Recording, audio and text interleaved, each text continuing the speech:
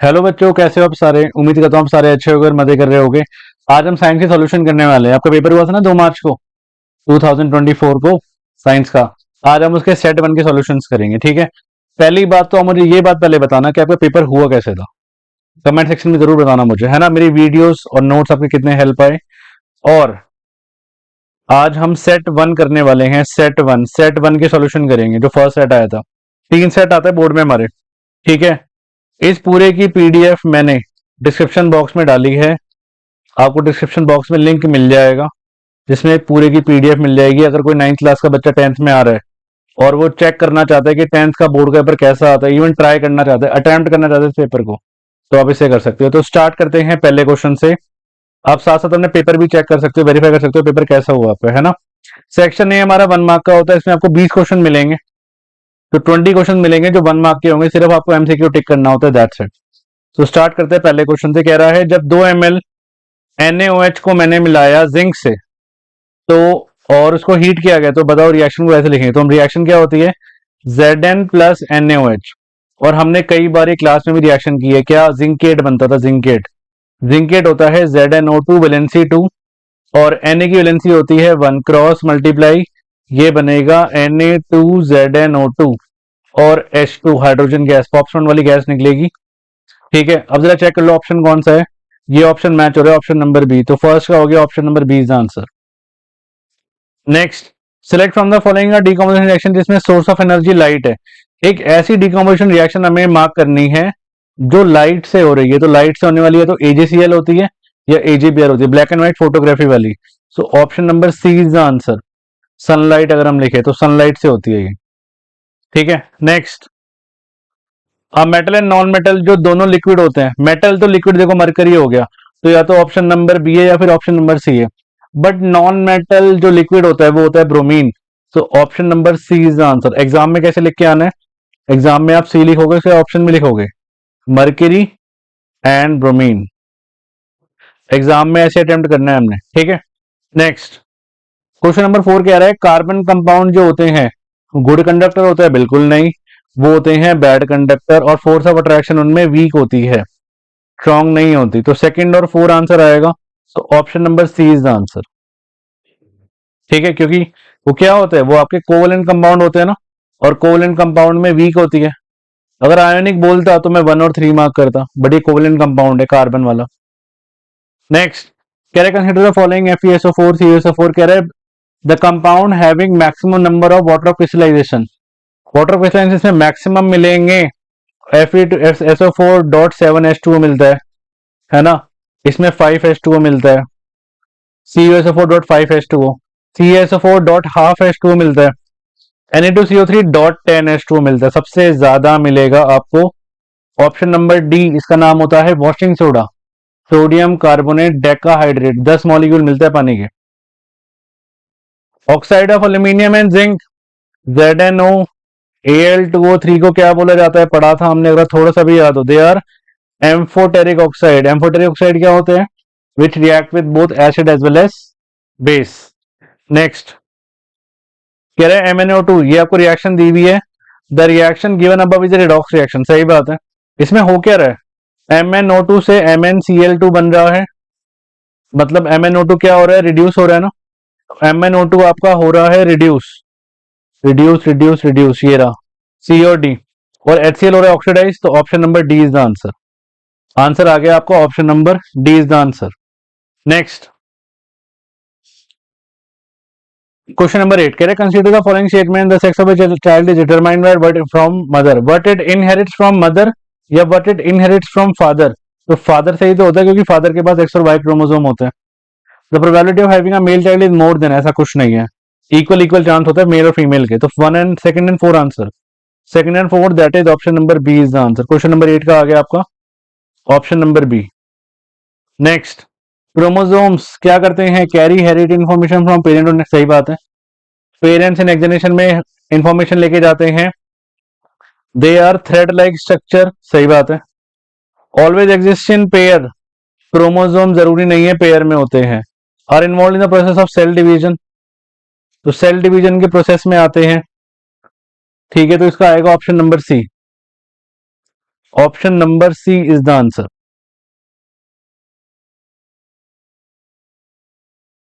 Next question number 10. In a nerve cell, the site where the electrical impulse is converted into a chemical signal. Electrical impulse convert होती है chemical signal में. मैंने पढ़ाया था ये जो न्यूरॉन जाता है ना, न्यूरॉन जाता है, ये एक्सॉन होता है, यहाँ पे नर्व एंडिंग होती है और यहाँ पे साइनैप्स होता है. यही जो मैसेज जाता है ये जाता है इलेक्ट्रिकल इम्पल्स में, बट यहाँ पे वो केमिकल में कन्वर्ट हो जाता है. तो ये क्या हुआ, इसको साइनैप्स बोलेंगे, बट साइनैप्स ऑप्शन में है नहीं, तो ये हो गया न्यूरोमस्कुलर जंक्शन. न्यूरोमस्कुलर जंक्शन, इसके जंक्शन को कहते हैं हम. ठीक है. Next, stomata close. Stomata close कब होता है? When it need carbon dioxide for photosynthesis. Yes और नो? नहीं. क्लोज जब होगा जब उसको चाहिए नहीं होगा, जब उसको नहीं चाहिए, नीड नहीं होगी, तो मतलब सेकंड सही होगा. Water flow out of the guard cell या water flow into the guard cell. जब water flow out of the guard cell होगा इसका, सेकंड और third. So option number 3 is the answer. ठीक है. 11 का आ गया आपका सी ऑप्शन. नेक्स्ट कह रहा है at what distance from a convex lens. Object को मैं रखूं to get an image of the same size की मिलेगी, तो हम ट्वाइस द फोकल लेंथ रखेंगे. उसको रखेंगे हम फोकल लेंथ के डबल, क्योंकि 2f पे रखोगे 2f1 पे, तभी तो 2f2 पे बनेगी. हाँ जी, आगे चलते हैं नेक्स्ट पे 13 पे. 13 नंबर कह रहा है the lens system of human आई. कहाँ इमेज बनाता है? हमारी इमेज बनती है रेटिना पे, तो आंसर इज रेटिना. नेक्स्ट कह रहा है पैटर्न मैग्नेटिक फील्ड जो सोलेनोइड के अंदर होती है, that is option number A. Parallel straight line होती है, कई बार हमने क्लास में की है ये बात, है ना. पैरेलल स्ट्रेट लाइन जाती है. Next question number 15. Identify the food chain जिसमें आपको हर्बीवोर मिलेंगे ही नहीं. सेकंड कह रहे हैं ना, सेकंड ट्रॉफिक लेवल, हर्बीवोर नहीं मिलेंगे. तो इसमें है, इसमें भी है, इसमें भी है, तो option number C is the answer. Option number C answer हो गया इसका. Next, in which of the following organism multiple fission is the means of asexual. जिसमें मल्टीपल फिजन होता है, मल्टीपल फिजन होता है आपका प्लाज्मोडियम मलेरियल पैरासाइट, अगर आपको याद हो, है ना. नेक्स्ट 17 अदर्शन रीजनिंग है. आपको 4 ऑप्शन गिवन होते हैं. अगर अदर्शन रीजन दोनों सही है और वो इसको एक्सप्लेन कर पा रहा है तो आप ए टिक करके आओगे. अदर्शन रीजन दोनों सही है बट वो इसको एक्सप्लेन नहीं कर पा रहा तो आप बी टिक करके आओगे. अदर्शन सही है रीजन गलत है तो आप सी टिक करोगे, और अदर्शन गलत है रीजन सही है तो आप डी टिक करोगे. 17 नंबर कह रहा है कि hydrogen gas is not evolve when a metal zinc है वो zinc react with nitric acid. सही बात है. पहले हम दोनों सेंटेंस पढ़ लेते हैं. Nitric acid is strong oxidize the hydrogen gas produce to water in itself get reduce. तो इसको जरा मिला के पढ़े, सेंटेंस दोनों सही है हमारे, मिला के पढ़ते एक बारी. Hydrogen gas is not evolve when zinc react with nitric acid because nitric acid oxidize the hydrogen gas to produce water and itself get reduced. तो ऑब्वियसली कि तभी तो नहीं निकलती, क्योंकि वो H2 को ऑक्सीडाइज कर देता है किसमें, H2O में, और खुद HNO3 से अगर H गया तो खुद NO2 N2O और NO करके कन्वर्ट हो जाता है. हमने पढ़ा भी था क्लास में ये. इसका होगा 17 को option number A is the answer, क्योंकि वो एक्सप्लेन कर पा रहा है. ठीक है. Next, accumulation of harmful chemical is maximum in the organism at the highest trophic level. बिल्कुल सही बात है, इसी को बायोमैग्निफिकेशन कहते हैं, है ना. चलिए अब दूसरा सेंटेंस पढ़ो. Harmful chemical are spread out on the crop to protect them from disease and pest. ये भी सही बात है, ये भी सही बात है, बट मैक्सिमम ट्रॉफिक लेवल पे जा नहीं रहा हूं. देखो एक बार मिला के पढ़े, देखो कोई सेंस नहीं बनेगा. accumulation of harmful chemical is maximum in the organism at the highest trophic level of a food chain because harmful chemical are sprayed on the crop to protect. कोई तुक बन रहा है? अगर लिंक नहीं हो रहा तो ऑप्शन नंबर बी आंसर लगा देना, खत्म करना. नेक्स्ट, अदर्शन कह रहा है the rate of breathing in aquatic organism is much faster than in terrestrial organism. सही बात है. दूसरी बात देखो, the amount of oxygen dissolve in water is very high as compare to amount of oxygen in air. ये बात गलत हो गई, क्योंकि अमाउंट ऑफ ऑक्सीजन ऑलमोस्ट 1 या 2% होता है. इज वेरी लो होना चाहिए. अदर्शन सही है, रीजन गलत हो गया, और ऐसा होते ही ऑप्शन नंबर सी आपका आंसर हो गया. Assertion is true and reason is false. Question number 20. The rainbow is a natural spectrum of sunlight in the sky, बिल्कुल सही बात है। Rainbow is formed in the sky when the sun is overhead and water droplet are also present in the air. Overhead word पढ़ते ही इसको गलत कर देना, ये ठीक है। Again option number C answer आ गया, क्योंकि ओवरहेड वर्ड डाल दिया, आधे से ज्यादा बच्चे इसी में कंफ्यूज हो जाएंगे ओवरहेड वर्ड से, है ना। Question number 21। अब ये 2 मार्कर आ गए हमारे, 2 मार्क वाले क्वेश्चन होते सारे के, है ना। ये भी थोड़ा 2-3 लाइनों में लिखना होता है, ज्यादा नहीं लिखना होता। Name the type of chemical reaction in which calcium oxide react with water. तो CaO को अगर मैं पानी से मिलाऊं, ये रिएक्शन हमने फर्स्ट चैप्टर में पढ़ी थी, ये बनेगा CaOH होल ट्वाइस, और क्या निकलेगी, हीट।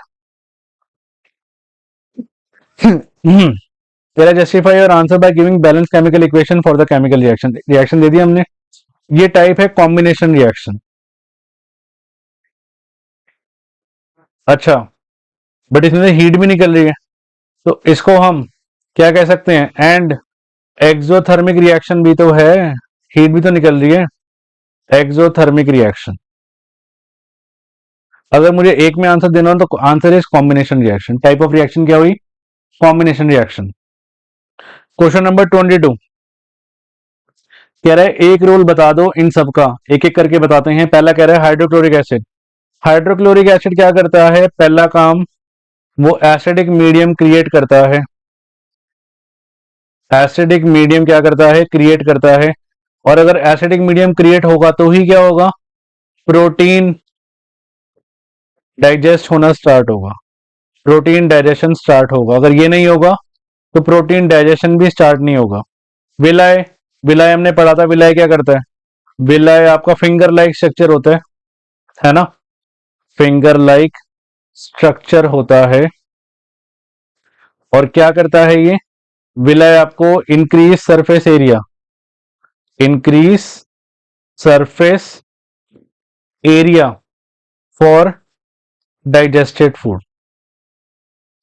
मतलब डाइजेस्टेड फूड को वो क्या कर लेता है, एब्जॉर्ब कर लेता है। तीसरा कह रहा है एनल स्फिंक्टर। ठीक है, एनल स्फिंक्टर जहां से लार्ज इंटेस्टाइन कनेक्ट होती है, तो इसका काम क्या होता है भाई, लार्ज इंटेस्टाइन में क्या रहता है, वेस्ट जाता है, तो क्या करेगा, रेगुलेट करेगा बाउल मूवमेंट को, है ना। ये क्या करता है, रेगुलेट फ्लो ऑफ, ताकि वो चीजें फ्लो हो सके लार्ज इंटेस्टाइन से, फ्लो ऑफ सब्सटेंस। क्या क्या सब्सटेंस, जैसे कि बाइल, यूरिन, यूरिन और फेसेस। फेसेस मतलब ह्यूमन वेस्ट थ्रू बॉडी। तो ये काम हो गया इसका। लाइपेस, लाइपेस हमने पढ़ा था, लाइपेस का काम क्या होता है, लाइपेस क्या करता है, लाइपेस आपको, एक सेकेंड कलर चेंज कर लेते हैं। लाइपेस तो आपको फैट को डाइजेस्ट होने में हेल्प करता है ना। लाइपेस क्या करता है, ब्रेक डाउन ऑफ फैट, क्या कह सकते हैं हम, break down of fat, fat को ब्रेक डाउन करना और फैट टू लिपिड बनाना, फैट टू लिपिड्स। तो ये है आपका क्वेश्चन नंबर 22 के आंसर्स। ठीक है, नेक्स्ट कह रहा है how is movement of leave of sensitive plant different from the downward movement of the roots. Movement of sensitive plant, ये 23 है, अच्छा 22 था, ठीक है। सेंसिटिव प्लांट में होता है आपका कौन सा मूवमेंट, ये होता है आपका नास्टिक मूवमेंट, और ये होता है आपका ट्रॉपिक मूवमेंट, है ना। ट्रॉपिक मूवमेंट और नास्टिक में डिफरेंस बताना है, कैसे डिफरेंस है। तो यहां पे अगर हम लिखें, यहां हम लिखें movement of sensitive plant, movement of sensitive plant, और यहां हम लिखें movement of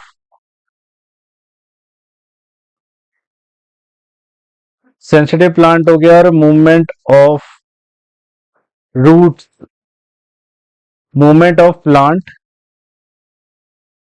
downward to roots.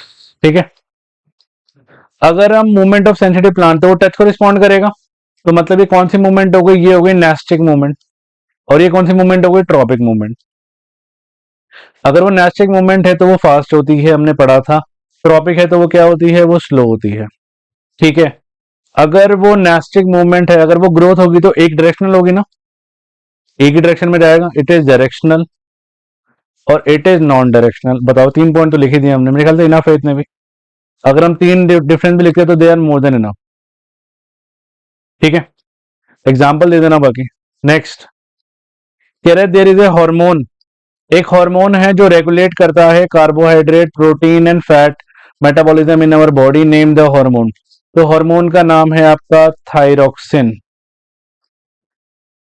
Thyroxine hormone पढ़ा था हमने ये इसके बारे में भी।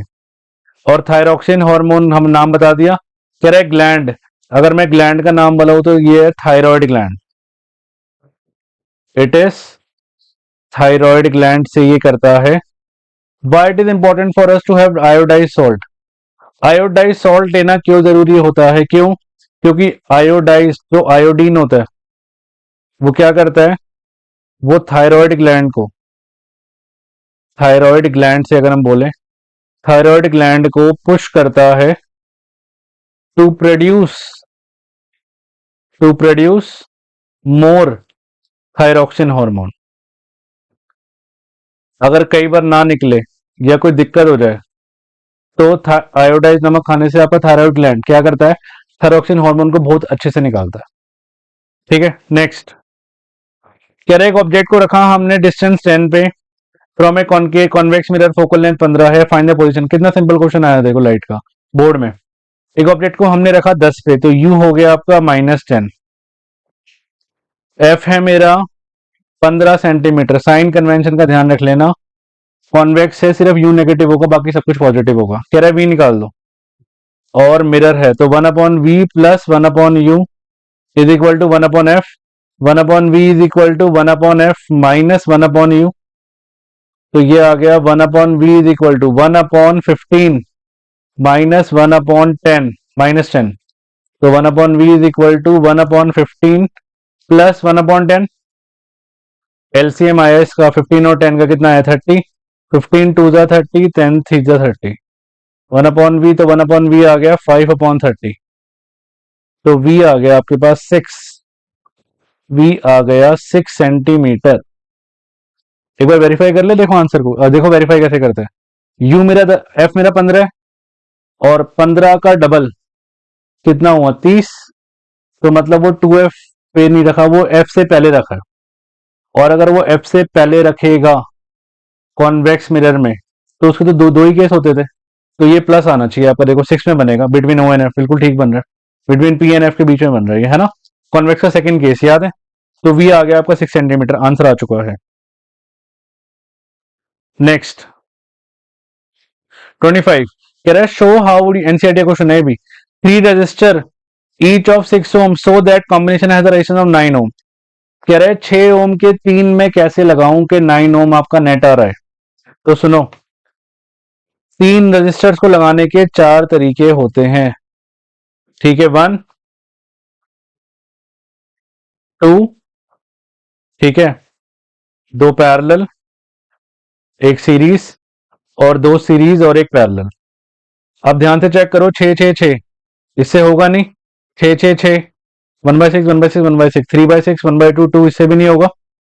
6 और 6 और 6 मन में निकाले एक बारी, 1/6 प्लस 1/6 2/6, तो 6/2 3 आ गया, तो इससे आ रहा है आंसर। देखो चेक कर लो, एक बार निकाल के दिखाया तुम, ये देखो, इसका नेटर निकालो, इसके नेटर को मैं आर ए बोल दूं, इसको आर भी बोल देता हूं, तो ये होगा 1/RA is equal to 1/6 plus 1/6, ये आएगा 6 1 प्लस 1, ये आएगा 2/6 कट गया, तो आर ए आ गया मेरे पास 3 ओम, आर बी है मेरे पास 6 ओम।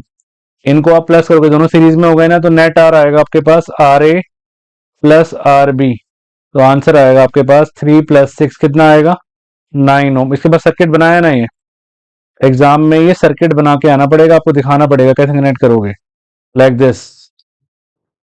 ठीक है, नेक्स्ट बी पार्ट इसका, बी पार्ट कह रहा है in the given circuit calculate the power, ये भी एनसीईआरटी क्वेश्चन है, पता है आपको, this is also NCERT question. कह रहा है पावर निकाल दो जो 2 ओम में जाएगी, सिर्फ 2 ओम की पावर पूछी है। अब ध्यान से देखो मेरी बात, अगर 2 ओम में पावर निकालनी है तो P इज इक्वल टू, अगर मैं सीरीज की बात करूं तो इसका फॉर्मूला होता था I²R, ये सीरीज का फॉर्मूला था पावर का। बट प्रॉब्लम ये है मुझे आई नहीं पता, आर तो पता है मुझे, तो आई निकाल लो। मुझे पूरे सर्किट का वी नेट, वी एन पता है ना, वी नेट कितना है 6 वोल्ट। पूरे सर्किट का वी वो निकाल सकता हूँ, आर एन। नेट रेजिस्टेंस कितना होगा 1+2, इट इज 3 ओम। तो फॉर्मूला क्या होता है, V is equal to I R. V कितना है 6 is equal to I into 3, cut गया 2 आ गया, तो नेट आई आ गया आपके पास 2। तो इसमें डाल दो वैल्यू, तो ये हो गया P is equal to I square R. तो P is equal to I मतलब 2 स्क्वायर इंटू आर कितना है मेरे पास, आर है आपके पास 2, तो P आ गया आपके पास 8 वॉट। आंसर आ चुका है 8, और हमने कई बार क्लास में भी किया है, पता है आपको। नेक्स्ट 26, कह रहे दो magnetic field line do not intersect each other why. ठीक है, सो पहले आएगा two magnetic field line do not intersect because, इसके आगे क्या लिखेंगे हम, if they intersect, if they intersect then at the point of intersection, at the point of intersection there will be two north pole which is not possible। Exam में ये लिख के आना है, अगर वो कर गई इंटरसेक्ट तो पॉइंट ऑफ इंटरसेक्शन पे दो नॉर्थ पोल बन जाएंगे, लाइक दिस। यहाँ पे कंपास रखोगे, ठीक है, there will be two north pole for magnetic compass. Proper ये लिख देते हैं, which is not possible. Magnetic compass को दो नॉर्थ पोल दिखाने पड़ेंगे, which is not possible. Second part, how is uniform magnetic field in a given region represented, draw a diagram. कह रहे यूनिफॉर्म मैग्नेटिक फील्ड कैसे दिखाई, अभी तो आया था क्वेश्चन, बताओ क्वेश्चन अभी आया हमारा, ये ऐसे दिखाते थे हम इसको यूनिफॉर्म मैग्नेटिक फील्ड को, like this, parallel straight lines, ये होती है आपकी यूनिफॉर्म मैग्नेटिक फील्ड। नेक्स्ट 27, अब 3 मार्क वाले शुरू हो चुके हैं, थोड़े से लंबे क्वेश्चन, 3 मार्कर। क्या कह रहा है पहला क्वेश्चन, राइट वन केमिकल, एक इक्वेशन लिख के दिखा दो मुझे जिसमें पहले में कलर बदला है, कलर चेंज हुआ है। तो कलर चेंज होने वाली रिएक्शन हम वही लिख देते हैं सबसे बेस्ट, Fe प्लस CuSO4। क्या बनेगा, ये बनेगा FeSO4 प्लस Cu। अच्छा एक और बात कह रहे हैं, मेंशन कलर चेंज, ये भी ध्यान रखना। तो एग्जांपल वही देना जो आपको आता हो पहले पार्ट का। इसका कलर होता है ब्लू कलर, और ब्लू से बन जाता है ये डर्टी ग्रीन सा। ठीक है, बी पार्ट। सेकंड पार्ट की अगर हम बात करें, चेंज इन टेम्परेचर, तो जो CaO, अभी तो किया रिएक्शन, CaO प्लस H2O, कितना सिंपल रिएक्शन है, CaOH होल ट्वाइस प्लस इसमें से क्या निकलेगी, हीट निकलेगी, वार्म हो जाएगा। Third part, formation of precipitate, ये हमने कई बार याद किया था क्लास में, double displacement reaction. Third part Na2SO4 plus BaCl2, double displacement, Cl उठ के यहाँ पे, SO4 उठ के यहाँ पे, ये बनेगा 2NaCl प्लस BaSO4। कलर याद रख लेना, BaSO4 का कलर व्हाइट होता है, व्हाइट पीपीटी बनती थी याद है। तो ये हो गया आपका 3 मार्क, आपको पूरे मिल गए, बैलेंस रिएक्शन है। नेक्स्ट कह रहा है the pH of tomato juice is 4.6, सही बात है, इतना ही होता है। How is this juice likely to be taste, तो ये एसिड है, तो ये कैसा टेस्ट करेगा, ये सार टेस्ट करेगा, खट्टा होगा ना क्योंकि एसिड है वो। गिव रीजन, बिकॉज ये क्या है, एसिड है, और एसिड क्या होते हैं, they are sour in test, और कौन से आयन बनाते हैं, ये H+ आयन। ठीक है, और 4.6 का मतलब हुआ इसके H+ आयन क्या है, इसमें ज्यादा है। तो रीजन क्या हुआ इसका, because it is an acid and acid are sour in taste. Second part कह रहा है how do we differentiate between a strong acid and a weak base in term of ion formation in aqueous solution. Second part, तो strong acid की अगर मैं बात करूं, strong acid aqueous form में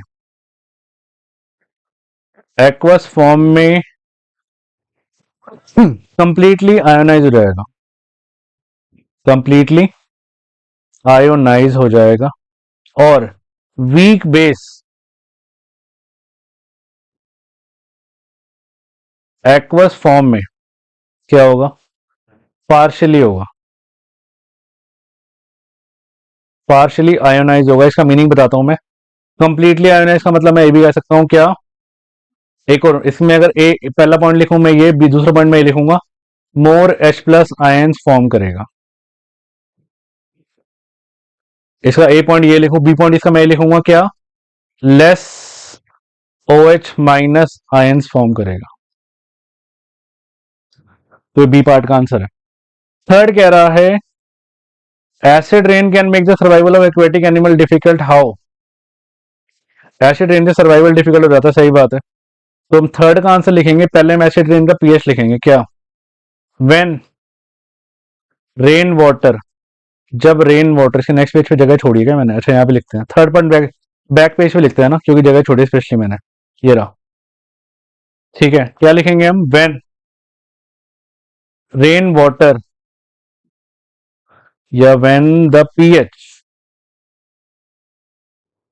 the pH of rainwater, when the pH of rainwater is less than 5.6, then this rain is called, क्या कहते हैं इसको, this rain is called, इसको बोला जाता है acid rain. This rain is called acid rain, पहला पॉइंट। दूसरा पॉइंट, व्हेन दिस रेन, जब ये rain goes into sea, then fishes start to die and aquatic life is disturbed, aquatic life gets disturbed। समझ आ रही है बात? जब ये पानी एसिड रेन का जाएगा कहाँ पे सी में जाएगा, तो उसके फिश को मारना शुरू कर देगा, start to die and aquatic life get disturb, aquatic life क्या हो जाएगी, खराब होनी शुरू हो जाएगी। Next 29, why is respiratory pigment need in multicellular organism with large body size? हमारी बॉडी में रेस्पिरेटरी पिगमेंट की जरूरत क्या होती है? हमारी बॉडी में रेस्पिरेटरी पिगमेंट होता है हीमोग्लोबिन, पहला पार्ट बता रहा हूं मैं, इसमें जगह छोड़ी है मैंने। हाँ, हीमोग्लोबिन की जरूरत क्या होती है? अगर हीमोग्लोबिन होगा तभी हमारा ब्लड कैन मिक्स ऑक्सीजन, नहीं तो मिक्स ही नहीं कर पाएगा। तभी हमारा ब्लड क्या कर पाएगा, मिक्स कर पाएगा किसको, ऑक्सीजन को।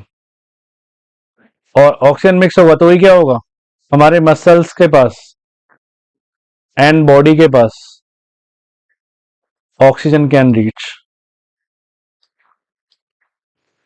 ठीक है, और हमारी बॉडी डिजाइन बड़ी होती है तो हमें मोर ऑक्सीजन की जरूरत होती है, तो रेस्पिरेटरी पिगमेंट ही नहीं होगा तो ऑक्सीजन ही नहीं जाएगा।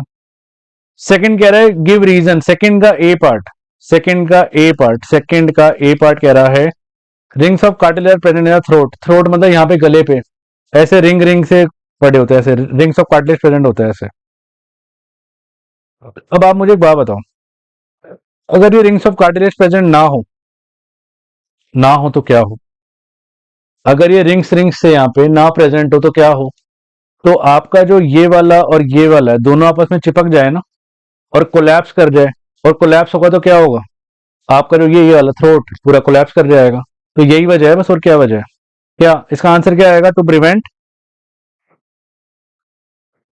Prevent its collapsing, to prevent its collapsing, जब when the air is not passing, when the air is not passing through it। बात क्लियर है?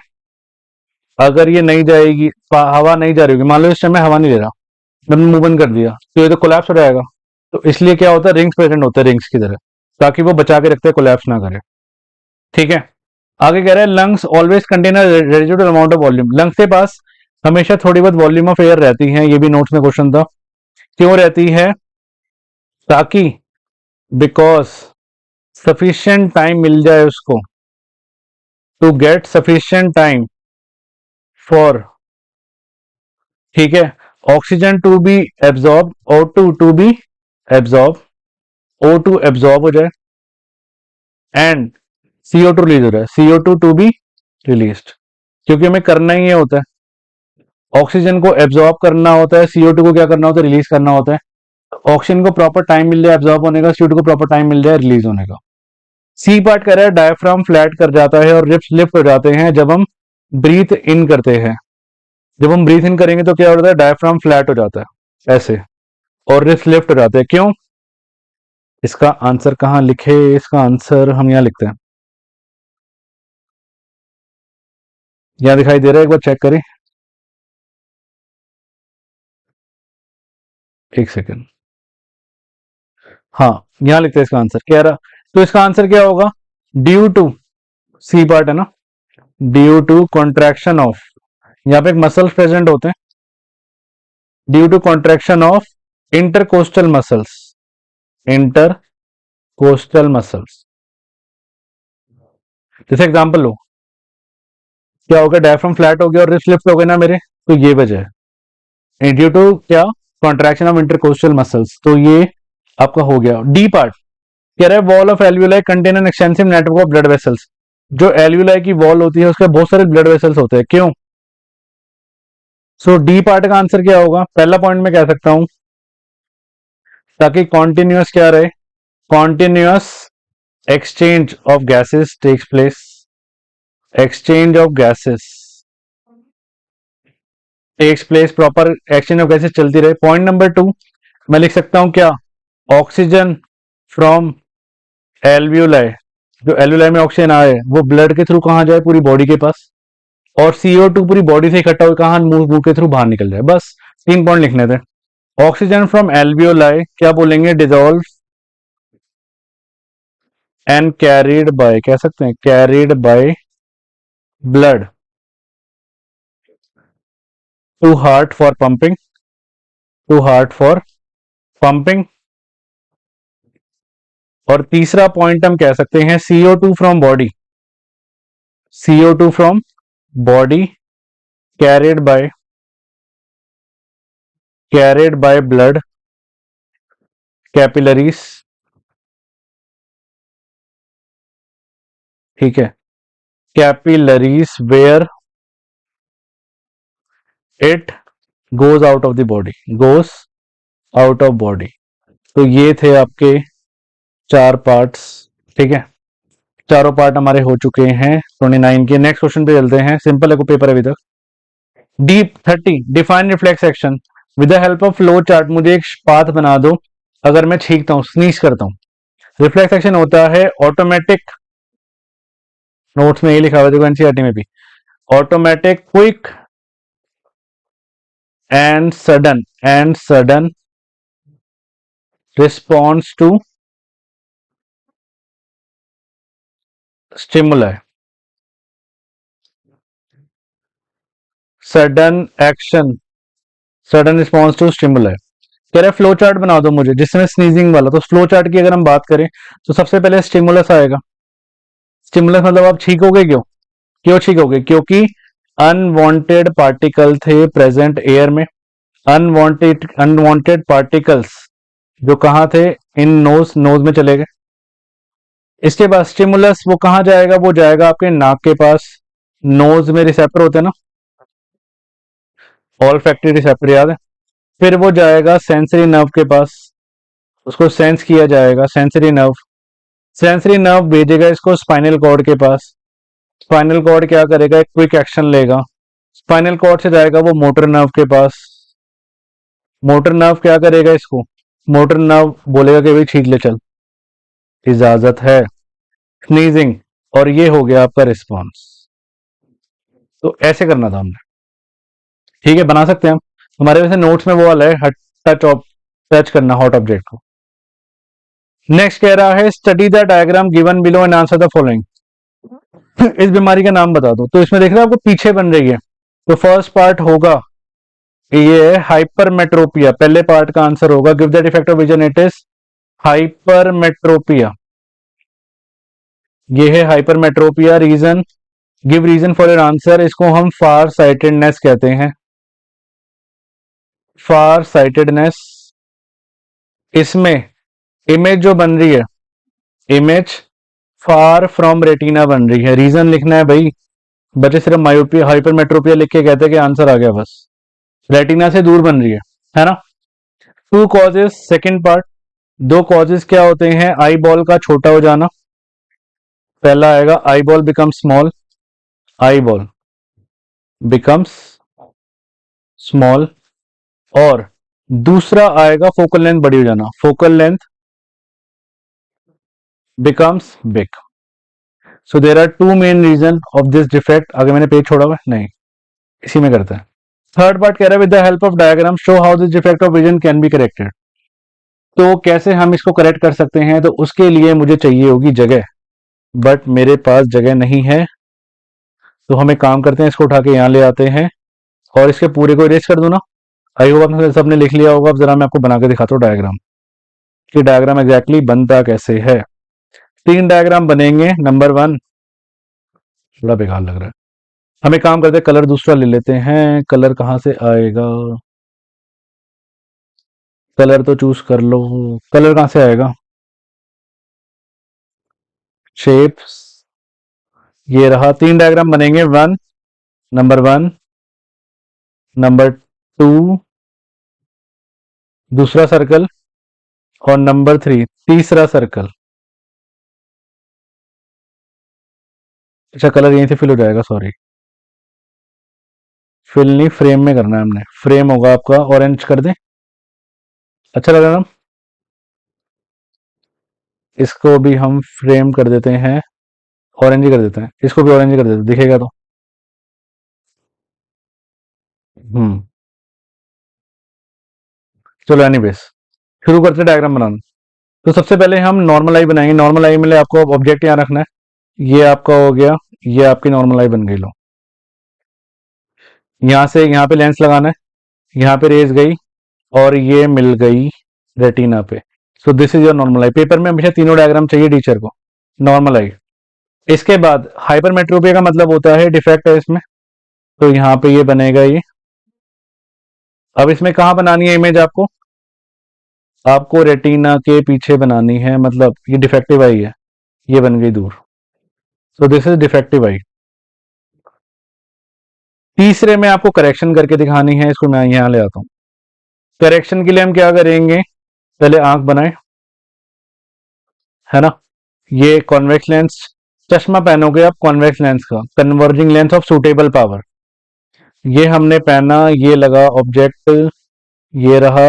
इन्फिनिटी से भी रेज निकालेंगे, इन दोनों को रेटिना पे मिला दो, ये रही। तो ये तीन डायग्राम बनने थे एग्जाम के लिए, ठीक है। नेक्स्ट, सरीडू कह रहे name and state the rule. Name भी देना है, स्टेटमेंट भी देनी है, जिससे मैं मैग्नेटिक फील्ड निकाल सकूं अराउंड ए स्ट्रेट कंडक्टर। तो ये है आपका कौन सा रूल है, याद है, मैक्सवेल का right hand thumb rule. Maxwell का right hand thumb rule. Statement लिख लेते हैं। स्टेटमेंट क्या कहती है, स्टेटमेंट कहती है क्या, suppose you are holding, you are holding a straight wire in your right hand, in your right hand such that हमारा जो थंब है, your thumb points in the direction of current and, इसके बाद जगह छोड़ी है मैंने, and your four fingers, your four fingers will wrap around it like magnetic field। तो ये प्रॉपर आपकी स्टेटमेंट है जो मैक्सवेल के राइट हैंड थंब रूल की है, ठीक है। सेकंड कह रहा है रूल का नाम बताओ जिसमें फोर्स निकलता है।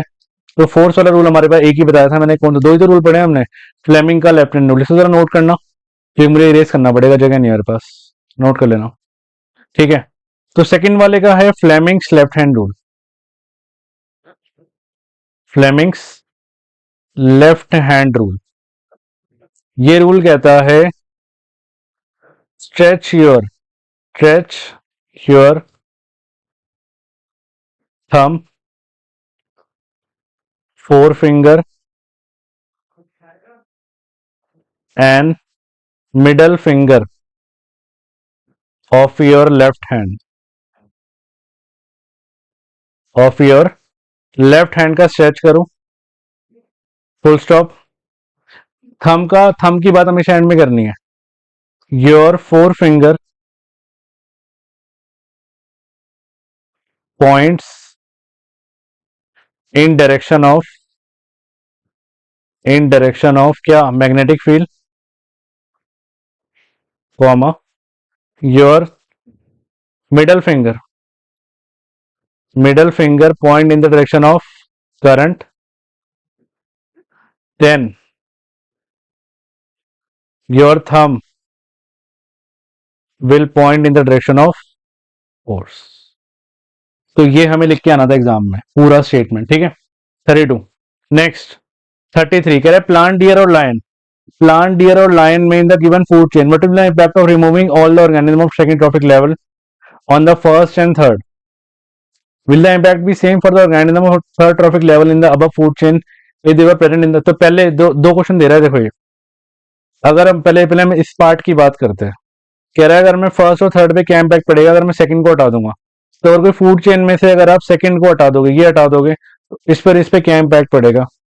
तो देखो फर्स्ट पार्ट की अगर हम बात करें तो जो फर्स्ट वाला है, जो फर्स्ट ट्रॉफिक लेवल है, वो ग्रो होना शुरू कर जाएगा बहुत ज्यादा रैपिडली, क्योंकि उसको खाने वाला कोई होगा नहीं, है ना। और जो इसके ऊपर वाला ट्रॉफिक लेवल है थर्ड वाला, क्योंकि सेकंड वाला हटाया ना मैंने, जो थर्ड ट्रॉफिक वाला है उसको नो फूड मिलेगा, तो ये मरना शुरू हो जाएंगे और अल्टीमेटली क्या होगा, इकोसिस्टम इनबैलेंस हो जाएगा, है ना।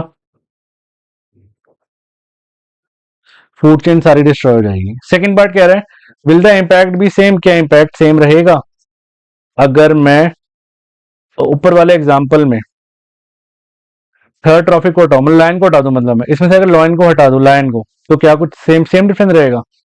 अगर आप बी पार्ट लाइन को हटा दोगे तो डियर वही सेम काम, डियर इंक्रीज होना शुरू हो जाएंगे और इतने ज्यादा इंक्रीज हो जाएंगे कि उनको प्लांट धीरे धीरे क्या होंगे, डिक्रीज होते चले, क्योंकि डियर प्लांट ही खाते हैं, हर्बीवोर होते हैं।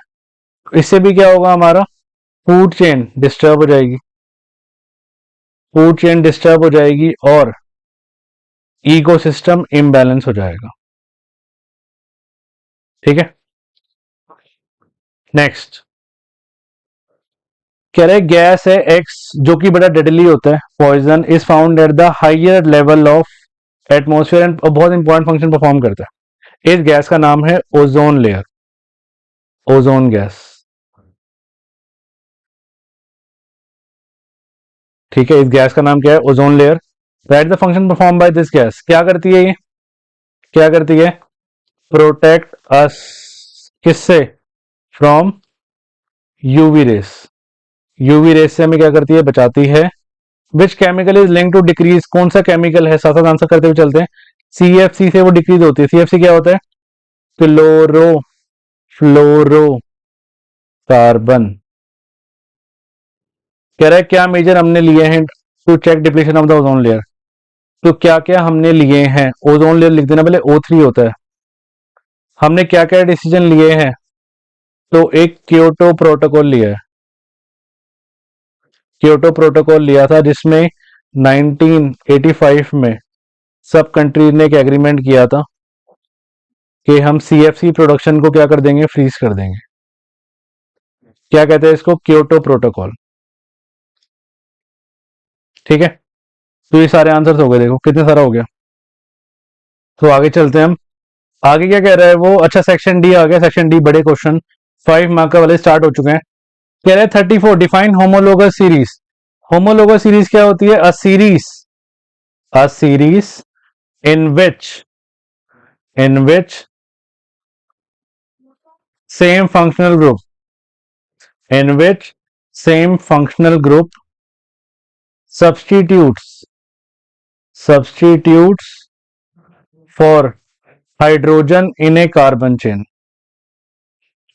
एक ऐसी सीरीज जिसमें फंक्शनल ग्रुप सेम रहता है बट हाइड्रोजन और कार्बन का फर्क आता रहता है। But why is melting point and boiling point of C4H8 higher than C3H6 और C2H4? अब ध्यान से चेक करो एक बात, कह रहा है इसका बॉइलिंग पॉइंट और मेल्टिंग पॉइंट हाई क्यों होता है। अब ध्यान से अगर हम देखें तो C4H8 का मास भी ज्यादा होगा ना इनसे, तो अगर हम इसका लिंक मास से ही है, एज मॉलिक्यूलर मास इंक्रीजेस, क्या melting point and boiling point also increases, क्योंकि और कुछ तो ज्यादा है ही नहीं उसका। थोड़ा सा अगर हम लॉजिक लगाए तो मॉलिक्यूलर मास बढ़ने से मेल्टिंग और बॉइलिंग पॉइंट बढ़ जाता है। Third part, why do we not see any gradation in chemical property of a homologous series? Homologous series में कुछ चेंज क्यों नहीं दिखता हमें? क्योंकि होमोलोगस सीरीज में they are chemically same, they are chemically same. और कोई रीजन? इनमें फंक्शनल ग्रुप सेम रहता है, फंक्शनल ग्रुप भी क्या रहता है? सेम रहता है। और कोई वजह? ठीक है। और इनका जनरल फॉर्मूला भी क्या रहता है? सेम रहता है। सब कुछ हमारे नोट से आ रखा है इस बार, मैं बाकी स्क्रीनशॉट डाल के भी अपने पेज पे डालूंगा, ठीक है। कह रहा है write the name and molecular formula of aldehyde और कीटोन जो C3H6O से बनेगा। कह रहा है C3H6O से एक कीटोन बनेगा, एक कीटोन बनेगा और एक क्या बनेगा? एक एल्डिहाइड बनेगा। तो बनाते हैं। एल्डिहाइड से 3 कार्बन, हमने एक पैटर्न पढ़ा था अगर आपको याद हो, याद है? CH3 CH2, कोने में CH3 फिर CH2 CH2 CH2 CH2, तो CH3 CH2 CHO लो बन गया। और CH3 CO CH3 simplest ketone propanone, देखो मैच कर रहे हैं। C3H6O, सही बात है, C3H6O, तो इसका नाम क्या हुआ? इसका नाम हुआ प्रोपेन अल, और ये हुआ propanone, propanone, propanal, propanone. Name और स्ट्रक्चर ही बताना है। अच्छा, स्ट्रक्चर भी बताना है। बच्चे जल्दी जल्दी में हम क्या करते हैं, स्ट्रक्चर बताना भूल जाते हैं। बता दो। CHO को एक्सपैंड हम ऐसे करेंगे, है ना, ये रहा स्ट्रक्चर इसका। और प्रोपेनोन का कैसे होगा? लाइक दिस,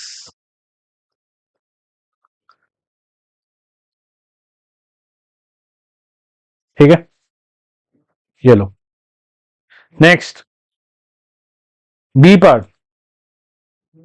बी पार्ट कह रहा है write the name and structure of an organic compound X having 2 carbon, और उसके नाम के पीछे ऑल लगता है। 2 कार्बन और ऑल पढ़ते ही आप सीधा आंसर दे सकते हो, क्या नाम है? इथेनॉल। इथेनॉल, और ये होता है CH3CH2OH। कह रहा है write the name and structure, structure भी देना है। स्ट्रक्चर दे दो। स्ट्रक्चर ये रहा, O और H, ये रहा स्ट्रक्चर, ठीक है। First part. सेकंड पार्ट कह रहा है what happen when X is heated excess concentrated sulphuric acid at 443 kelvin, मतलब 100 डिग्री सेल्सियस पे।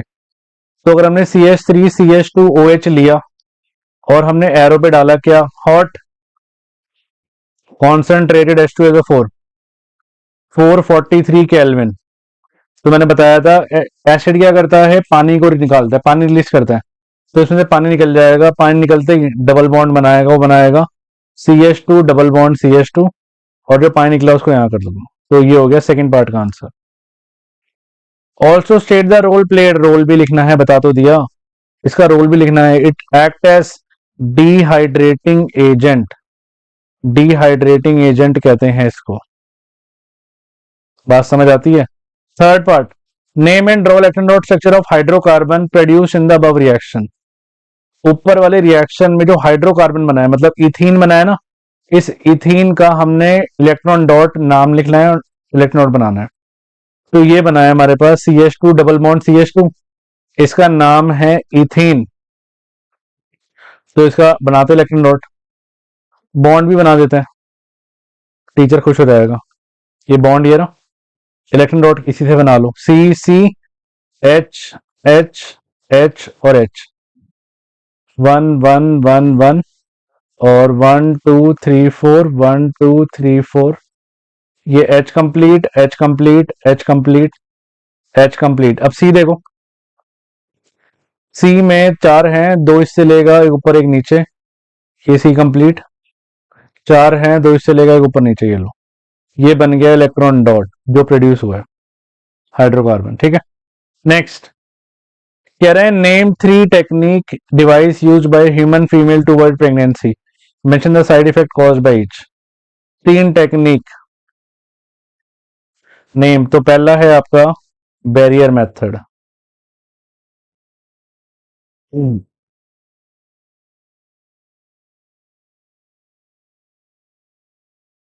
नंबर 2 है आपका IUCD, नंबर 3 है आपका केमिकल मेथड,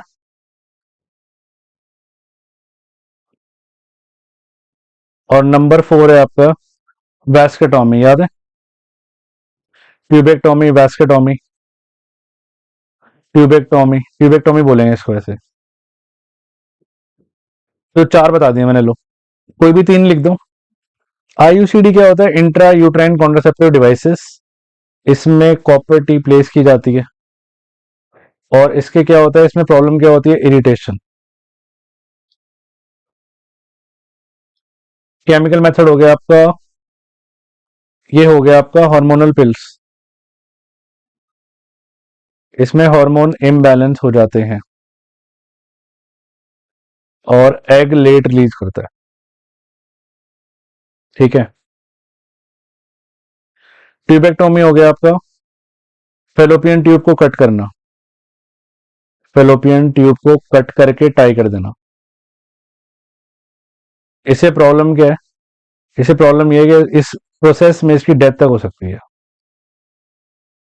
ठीक है, बैरियर का हम बात कर लेते हैं, प्रोटेक्ट करना, प्रोटेक्शन।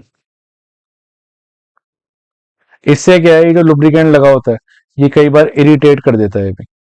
तो 4 बता दिए मैंने, कोई भी 3 लिख देना।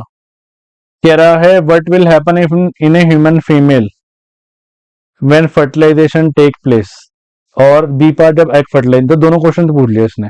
फर्टिलाइजेशन होगा तो क्या होगा, तो पहले ए पार्ट कर दे, जब फर्टिलाइजेशन होगा तो क्या होगा।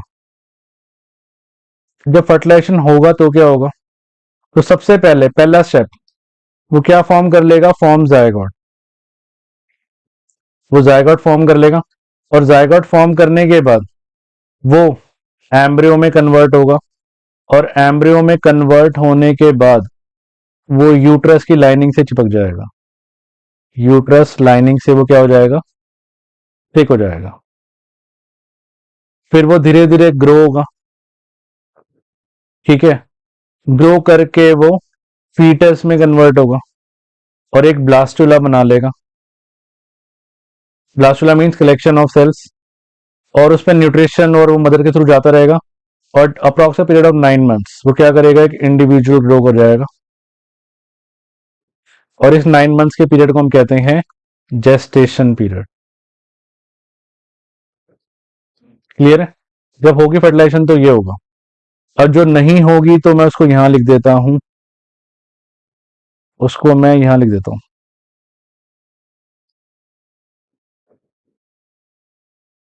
है ना, जगह नहीं है यार, क्या करें। नेक्स्ट, अगर नहीं होगी, अगर फर्टिलाइजेशन नहीं होगी तो क्या होगा, तो पहला पॉइंट, 1 डे तक एग एग जिंदा रहेगा। अब जब फर्टिलाइजेशन हुई नहीं है तो यूट्रस अपने आप को क्या कर लेता है, यूट्रस अपने आप को प्रिपेयर कर लेता है, कैसे, लाइनिंग ब्लड वेसल्स की। ठीक है, अब इस लाइनिंग की जरूरत ही नहीं है, तो वो लाइनिंग क्या करेगी, लाइनिंग ब्रेक करेगी, लाइनिंग ब्रेक करेगी और comes out through vagina as blood and mucus, तो बाहर आ जाएगा, और इस साइकिल को हम कहते हैं मेंस्ट्रुएशन साइकिल।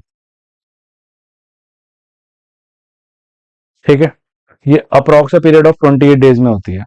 तो होगा तो ये होगा और नहीं होगा तो ये होगा। बहुत इंपॉर्टेंट क्वेश्चन है, कई बार मैंने एग्जाम में भी दे रखा है, मैंने बच्चों को बोला ये आता जरूर है और बोर्ड में आपके सामने 5 नंबर में आ रखा है।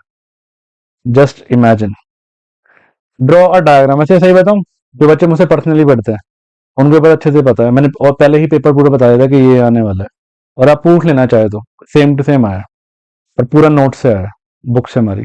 Draw a diagram to show spore formation in rhizopus and label reproductive and non reproductive parts. ठीक है, तो राइजोफस बनाते हैं, राइजोफस का डायग्राम आ गया। राइजोफस बनाना बड़ा सिंपल है, आपने पौधे की तरह बनाना है, कुछ ऐसे ऐसे, ठीक है, ऐसे जैसे पौधा होता है,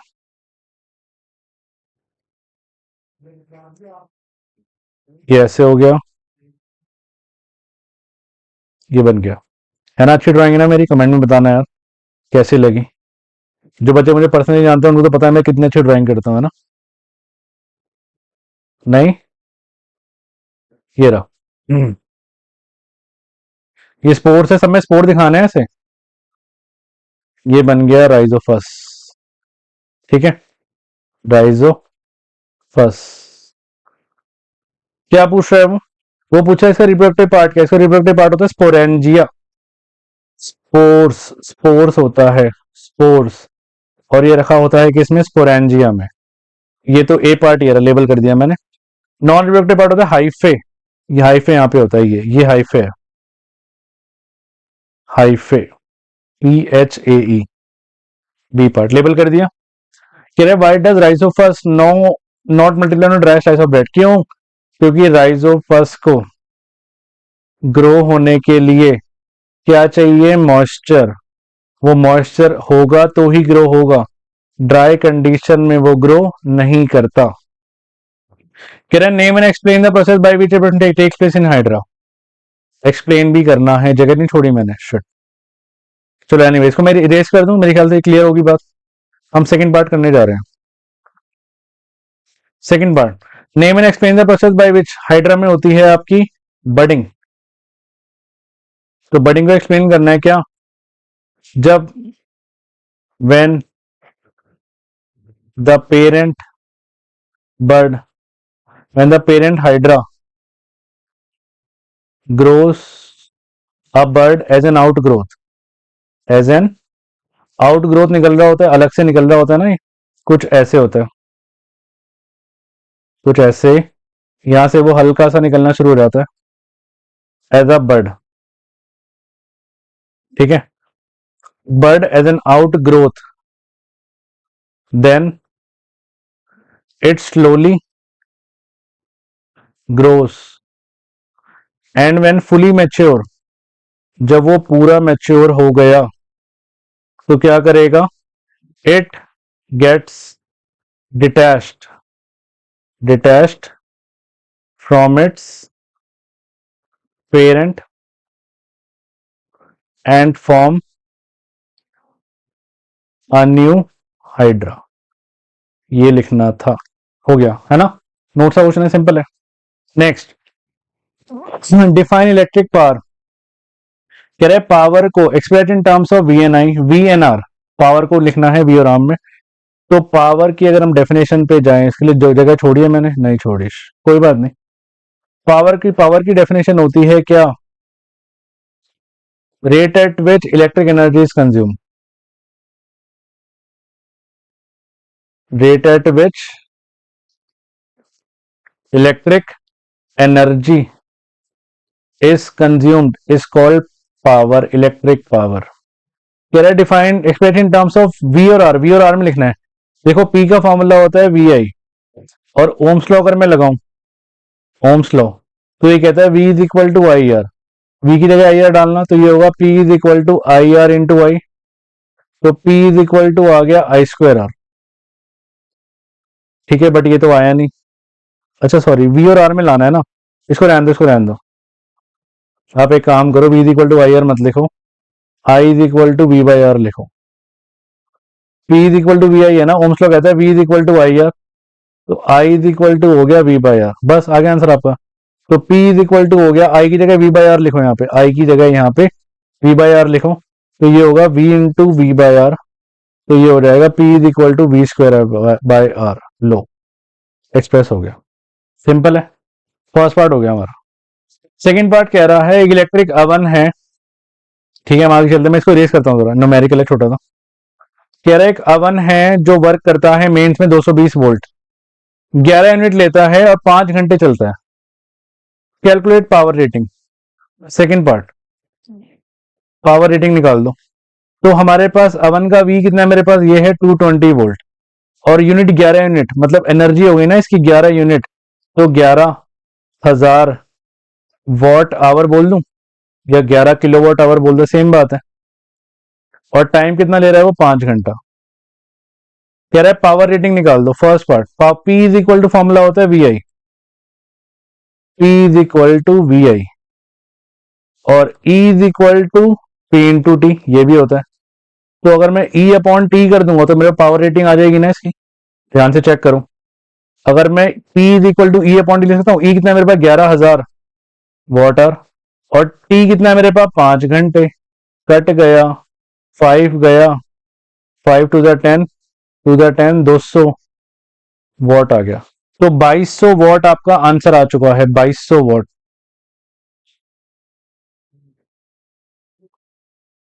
ठीक है, 5 टू द 10 5 टू द 10, तो P कितना आ गया 2200 watt. B part, current rating खत्म, तो क्वेश्चन खत्म हो गया।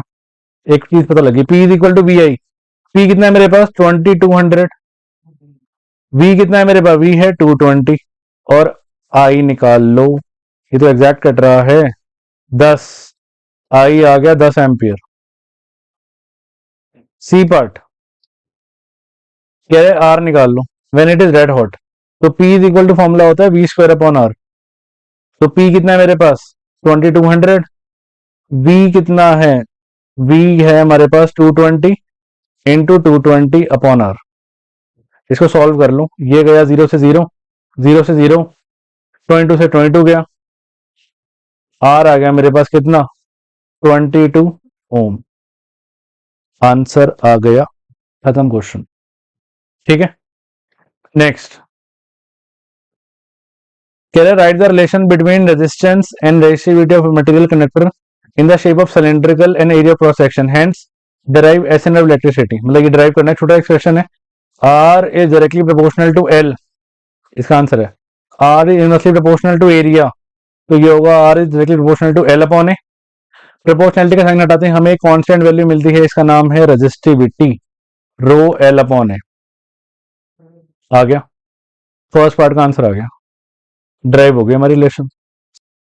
सो सेकंड पार्ट कह रहा है the resistance of a metal wire of length 3 metre is 60 ohm, if the area of cross section is this, calculate the electrical resistivity of the wire.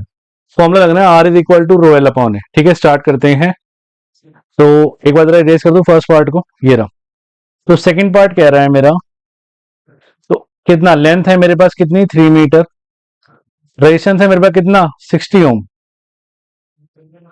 Area of cross section है मेरा 4 into 10 की power -7 metre square. कह रहा है resistivity निकालो, किससे simple question होगा, R is equal to rho L upon A. तो ये हो गया R into A upon L is equal to rho, तो रो आ गया, आर कितना है 60 इंटू ए है 4 इंटू 10 की पावर -7 अपॉन एल कितना है 3, कट गया 20 पे, ये आ गया 80, तो रेजिस्टिविटी हो गया आपके पास 80 इंटू 10 की पावर -7 ओम मीटर। थर्ड पार्ट कह रहा है how would electrical resistivity be affected, अगर मैं पार्ट 2 को स्ट्रेच कर दूंगा डबल इट्स लेंथ। तो थर्ड पार्ट में आंसर आएगा नो चेंज। क्या आंसर आएगा, नो चेंज। रीजन क्या आएगा इसका, क्योंकि resistivity does not depend on length, length पे डिपेंड नहीं करती, मोए मोए, है ना। नेक्स्ट पार्ट, नेक्स्ट पार्ट नहीं, नेक्स्ट क्वेश्चन। ओ इतनी जगह छोड़ी थी मैंने, बता देते। सेक्शन ई 4 मार्क कर, आपके सारे वो होंगे इसमें, केस स्टडी बेस्ड क्वेश्चन। ठीक है, कह रहे हैं the metal producer process are not very pure, the contain impurity which must be removed this, what is cathode and anode made of in the refining of copper by its process. Anode mud बनता था, याद है, anode की मिट्टी बनती थी। तो anode mud मतलब एनोड पे इम्प्योर होगा, तो एनोड पे लेंगे हम इम्प्योर, लो ऐसे याद रखो, मैंने ऐसे याद कराया था। और कैथोड पे लेंगे हम प्योर।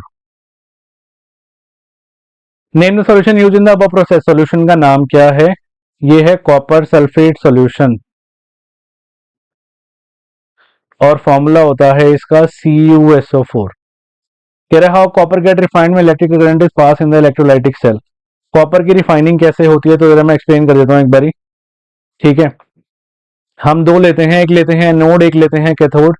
और यहाँ हम जो प्लस वाला होता है वो क्या होता है, एनोड होता है, माइनस वाला क्या होता है, कैथोड होता है। और जो इलेक्ट्रोलाइट लिया जाता है वो होता है copper sulphate, it is CuSO4। तो जैसे हम स्विच ऑन करते हैं तो तीन चीजें होती है, स्विच ऑन करते तीन चीजें होती है। पहला, अच्छा ये जो माइनस है ये है आपका प्लस वाला एनोड है, प्लस वाला एनोड है, माइनस वाला आपका कैथोड है।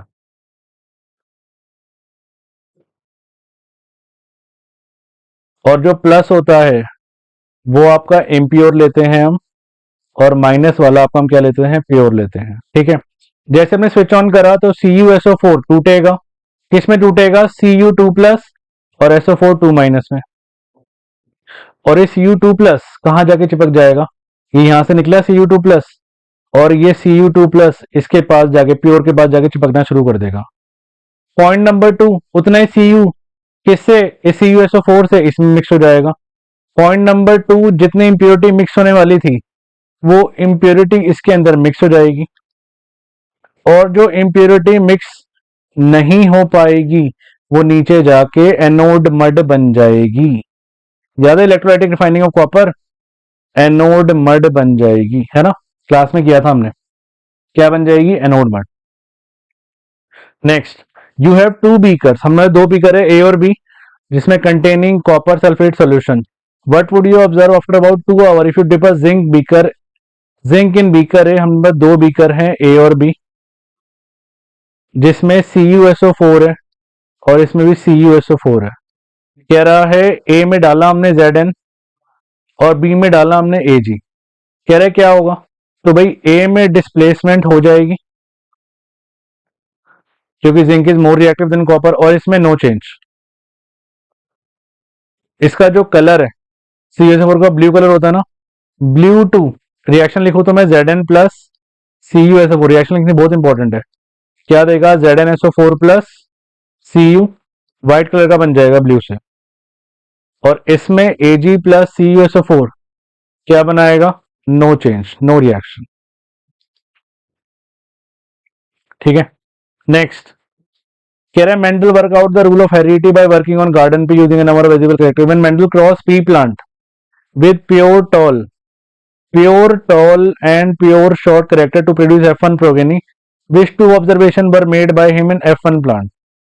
F1 प्लांट में कौन सी दो ऑब्जर्वेशन थी, तो उसने लिया था प्योर टॉल और प्योर शॉर्ट लिया था। अगर इसको क्रॉस किया था तो capital T small T small T, capital T small T, capital T small T, capital T small T, capital T small T.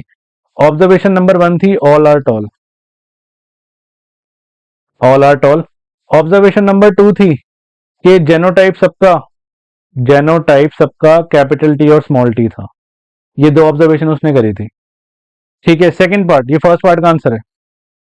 कह रहे सेकंड पार्ट है, right one difference between dominant and recessive trait. तो dominant trait और recessive trait का सिर्फ एक difference लिखना है। डोमिनेंट ट्रेट वो ट्रेट होते हैं which are expressed, dominant and recessive traits which are expressed,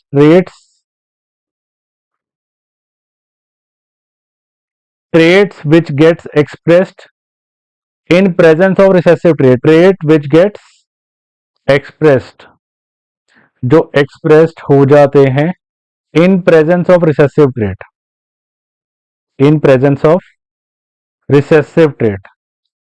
और recessive trait क्या होता है, traits which do not get expressed, do not get expressed in presence of in presence of dominant trait, in presence of dominant trait। ठीक है, तो ये था answer second का। थर्ड कह रहा है a in cross with two pair of contrasting character round yellow wrinkle green Mendel observe four type of combination in F2 generation, है ना, round green, round yellow, wrinkle yellow मिले थे। By which method did he obtain F2 generation? तो अगर method पूछ रहा है किस मेथड से मिला था, F2 मिलती थी हमें सेल्फ पॉलिनेशन से, इसका आंसर ये होगा। F1 मिलती थी क्रॉस पॉलिनेशन से, F2 मिलती थी सेल्फ पॉलिनेशन से। What is the ratio of parental combination combine and what conclusion were drawn? Conclusion लिखना है इसके और मतलब बताना है पूरा बना के, ठीक है। तो रेशियो पूछी है इसकी, सिर्फ रेशियो पूछी है। तो हमने क्या लिया था, राउंड येलो, एक था राउंड येलो, राउंड येलो, एक मिला था हमें राउंड ग्रीन, एक मिला था रिंकल्ड येलो, रिंकल्ड येलो, और एक मिला था रिंकल्ड और ग्रीन, रिंकल्ड और ग्रीन। ठीक है, रेशो मैंने बताई थी कितनी याद की थी हमने, 9331, ये रेशो मिली थी। और पूछ रहा है, एक चीज और पूछ रहा है, कंक्लूजन क्या थे उसके इस एक्सपेरिमेंट से? कंक्लूजन पेपर में आते हैं, कंक्लूजन भी देख लो आपके सामने है, बच्चे इग्नोर मार के जाते हैं इसको। कंक्लूजन नंबर 1 था क्या, कि राउंड और yellow are dominant trait, round and yellow are dominant trait. और दूसरा कंक्लूजन था traits are inherited independently, traits are inherited independently, independently inherit थे, दो ही लिखने थे ना, एक सेकेंड, हाँ दो इनफ है, दो कंक्लूजन। बाकी तीसरा कंक्लूजन ये है, हम कह सकते हैं कि वो अलग अलग सेपरेट, हाँ लिख तो लिया, ठीक है, इनफ है, दो कंक्लूजन इनफ है, ठीक है। नेक्स्ट चलें। Next, justify the statement it is possible that a trait is inherited but may not be expressed, कि ट्रेट इनहेरिट है बट एक्सप्रेस नहीं हुआ, इसको जस्टिफाई करो। तो आप लेट ट्रेट भी ले लो, लेट ट्रेट मान लो बी, एक सेकेंड, हम ले लेते लेट फादर आइस बी, अब ले लो ब्राउन,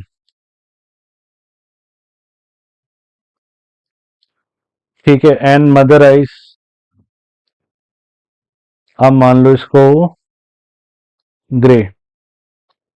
तो अगर आप इसको डिनोट करोगे कैपिटल बी स्मॉल बी से करोगे, अगर आपकी नेक्स्ट जनरेशन आएगी तो कैपिटल बी स्मॉल बी, ये मिलेगा capital B small B, capital B small B, capital B small B, capital B small B.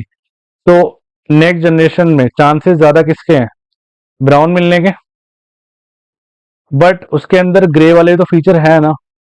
तो इससे मेरी एक बात प्रूव होती है, क्या ट्रेट इनहेरिट है, बट जरूरी नहीं है वो एक्सप्रेस होगा ही होगा, क्योंकि एक्सप्रेस तो हमेशा कौन सा होगा, वो डोमिनेंट होगा, और डोमिनेंट कौन सा है इसके अंदर, ब्राउन है, ठीक है, रिसेसिव वाला कभी भी एक्सप्रेस नहीं होगा। नेक्स्ट नेक्स्ट कह रहा है study the data given below, आपको डेटा गिवन है फोकल लेंथ का ए बी और सी, ठीक है, कौन सा मिरर है ये, of concave mirror, mirror given है आपको in front of the mirror. तो केस 1 कह रहे हैं मिरर ए बी सी है, फोकल लेंथ 20, 15 और 30 है, 45, 30 और 20 है, in which of the above case the mirror will form a diminish image of the object. Concave mirror के 3 केस गिवन है आपको, ठीक है। तो अगर हम कॉनकेव मिरर बना ले, आपको केस याद होने चाहिए, बस एक कंडीशन है, तभी आप ये क्वेश्चन समझ पाओगे, कर पाओगे। ये पी ले लो, ये एफ ले लो, ये सी ले लो। तो ये हो गया आपका, कह रहा है मिरर ए की अगर मैं बात करूं तो फोकल लेंथ 20 है, फोकल लेंथ 20 है और ऑब्जेक्ट रखा है 45 पे। अगर ये 20 है तो ये 40 है, तो 45 मतलब बियॉन्ड सी रखा है, बियॉन्ड सी में डिमिनिश बनती थी, तो मतलब फर्स्ट में तो बनेगी, तो आंसर हो गया इसका फर्स्ट का। अगर हम दे नेक्स्ट पे जगह छोटी भी है, हाँ एक मिनट, तो अगर हम फर्स्ट की बात करें, पीछे लिख दो आंसर फर्स्ट की, तो ए में डिमिनिश इमेज बनेगी, बी चेक करना जरा, बी है 15, 15 का डबल करो 30, तो 30 पे रखा है, देखो यहाँ चेक करो, ये 15 है और ये 30 है, तो इसका डबल हुआ ना, ये 2f पे रखा है, तो 2f पे 2f बनती थी, अरे एट सी, तो ये तो होगा ही नहीं। थर्ड देखो 30 है और 20 पे रखा है, 30 फोकल, तो वो हो गया डेंटिस्ट केस, तो ये भी नहीं होगी। तो आंसर क्या होगा इसका? Answer will be A only. अगर आप इसका रीजन क्या लिखोगे, कह रहा है गिव रीजन, रीजन भी देना, जस्टिफाई योर आंसर, तो ए होगा। क्यों? व्हेन ऑब्जेक्ट का रखा है, when object is placed beyond C, then image will be formed between F and C। उसके बाद रे डायग्राम बना देना, टीचर खुश, आप भी खुश, ये लो बियॉन्ड सी का बना देना, ये रहा, ये सीधी गई, यहां से निकल गई, और दूसरी रे सी से गई, टकराई और वापस, ए डैश बी डैश और ए और बी। ठीक है, जब ऑब्जेक्ट को बियॉन्ड सी रखेंगे तो इमेज क्या बनेगी? बिटवीन एफ एंड सी, और डिमिनिस्ड बनेगी। क्लियर है फर्स्ट पार्ट। सेकंड पार्ट कह रहा है two property of image formed in case two. Case two मैंने बताया था, केस टू था आपका कौन सा केस? एट सी वाला case.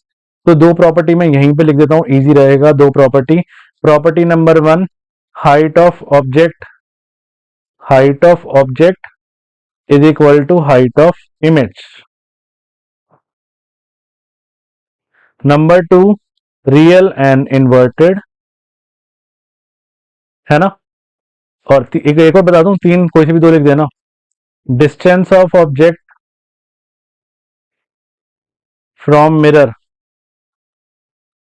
Is equal to distance of image from mirror. और बताओ, तीन बता दी, दो पूछी थी उसने, कोई भी दो लिख देना। थर्ड पार्ट कह रहा है, फर्स्ट और सेकंड हो चुका है हमारा। What is the nature and size of image formed by mirror C. Mirror C में नेचर बताओ, रे डायग्राम बना दो। तो पहले मैं रे डायग्राम बनाऊंगा, उसके बाद बताऊंगा, ठीक है। सी की अगर मैं बात करूं, इसको थोड़ा छोटा कर देते हैं। थर्ड पार्ट यहां करते हैं, थर्ड पार्ट। तो सी वाला था आपका ये वाला केस, देखो ध्यान से चेक करो, ये पी है, ये एफ है और ये सी है। देखो फोकल लेंथ 30 है और ऑब्जेक्ट 20 पे रखा है। फोकल लेंथ है 30, तो मतलब ये 30 है और ये 20 पे रखा है। तो नेचुरल सी बात है, बिटवीन पी एन एफ वाला केस हुआ। पी एन एफ वाला केस एक ऐसे जाती थी, यहाँ निकल जाती थी, और दूसरी कैसे जाती थी? सी से चली जाती थी। और ये दोनों की दोनों यहाँ पे वर्चुअली मिलती थी, याद है। ये होगा ए डैश और बी डैश, और ये होगा ए और बी। एरो बनाने रह गए, बन गए एरो, हाँ ठीक है। तो थर्ड पार्ट में और क्या बताने के लिए कह रहे हैं? रे डायग्राम बनाना है, नेचर बताना है, virtual and direct, size of image and large. क्या बनी है ये? Virtual and direct. साइज पूछा है, ये होगा एनलार्ज, ठीक है। कह रहा है थर्ड, अच्छा और पार्ट भी करते हैं इसका। An object is placed 18 centimetre from the pole of the concave mirror of focal length 12, find the position of the image formed in this case. ठीक है, आप जरा इसको नोट कर लो, मैं यहीं पे कर रहा हूँ सॉल्व इसको, और पार्ट को मैं यहीं पे सॉल्व कर देता हूं, इसको जरा नोट कर लो। तो थर्ड पार्ट कह रहा है ऑब्जेक्ट को रखा है 18 पे, तो यू हो गया मेरा -18 सेंटीमीटर फ्रॉम द कॉनकेव है, कॉनकेव नेगेटिव इंसान होता था, एफ हो गया -12 centimetre. Position of the image बताना, वी बतानी है आपको, सिंपल, मिरर है, 1/v plus 1/u is equal to 1/f। तो 1/v is equal to 1/f minus 1/u, तो 1/v is equal to 1/-12 minus 1/-18। ठीक है, तो ये हो गया 1/v is equal to -1/12 plus 1/18। 12 और 18 का एलसीएम आएगा 36, 1/v आ गया 36, 12 3 जा और 18 2 जा 36, तो 1/v आ गया -1/36, तो v आ गया -36 सेंटीमीटर। वेरीफाई कर लें एक बारी, मन में वेरीफाई करते थे ना हम। f 12 है, 12 का डबल हुआ 14, तो 24। तो ये जो u है वो 12 और 18, 18 है ना, 12 और 24 के बीच में, तो बियॉन्ड बनना चाहिए, बिल्कुल ठीक है।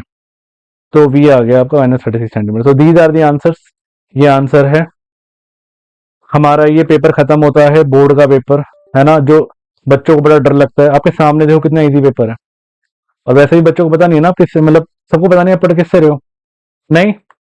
एनीवेज, ये जो पूरी पीपीटी मैंने फॉर्म करी है, इसको, ये जो पीपीटी सॉल्यूशन है इसको, और पीडीएफ इस पूरे पेपर की, ठीक है, मैं डिस्क्रिप्शन बॉक्स में डाल दूंगा इसका लिंक, इसको जरा चेक कर लेना अगर आपको चाहिए हो।